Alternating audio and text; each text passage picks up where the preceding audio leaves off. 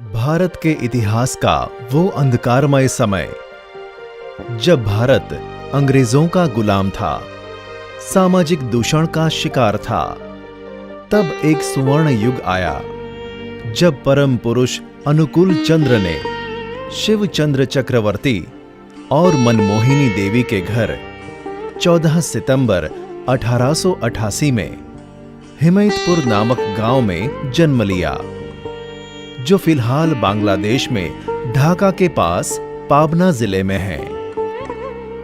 अनुकूल चंद्र जी का बचपन अन्य बालकों की तरह सामान्य था, परंतु बाल्यावस्था में ही उनकी असाधारण शक्तियों की झांकी देते रहे।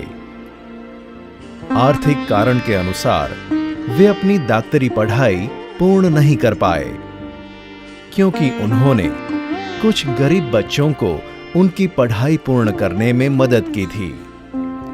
फिर वे अपने गांव वापस चले गए और अपनी डॉक्टरी सेवा शुरू की। अपने दिव्य स्पर्श और उपचारात्मक शक्ति की वजह से बहुत लोग उनकी ओर आकर्षित हुए। उन्होंने आध्यात्मिक ज्ञान के साथ साथ लोगों के साथ कीर्तन भी शुरू किए। कीर्तन के दौरान वे अक्सर भाव समाधि में लीन हो जाते और उस दौरान दिव्य वाणी से सत्संग करते थे। उनमें से कुछ पुण्यपुथी नामक पुस्तक में दर्ज हैं। बहुत ही कम समय में वे प्रसिद्ध हो गए थे और लोग उन्हें श्री श्री ठाकुर अनुकूल चंद्र के नाम से बुलाने लगे।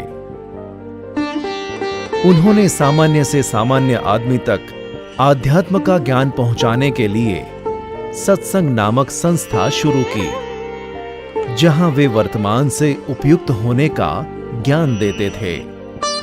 कई धर्म के, जाति के और प्रांत के लोग उनके यजन, याजन और इष्टभृति के तत्व ज्ञान से आकर्षित हुए। श्री श्री ठाकुर वास्तव में ही इस युग के ईश्वर के दूत सद्गुरु हैं, जिन्होंने हमेशा निस्वार्थ प्रेम और दया भाव सिखाया है।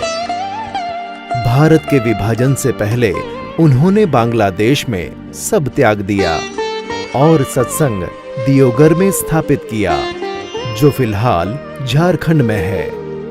वे एक उत्कृष्ट लेखक भी थे।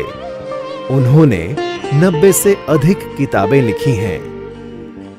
श्री श्री ठाकुर से प्रभावित होकर अनेक महान विभूतियां जैसे देशबंधु चितरंजन दास, लाल बहादुर शास्त्री और गुलजारी लाल नंदा ने उनसे आशीर्वाद और ज्ञान प्राप्त किया है।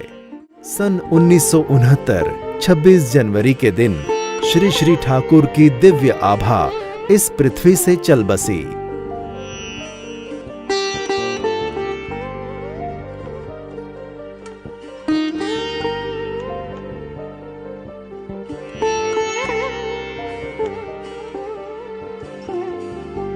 उनके आदर्शों पर आज भी सत्संग निरंतर रूप से चालू है और विश्व भर में दिव्य ज्ञान की अनुभूति करा रही है।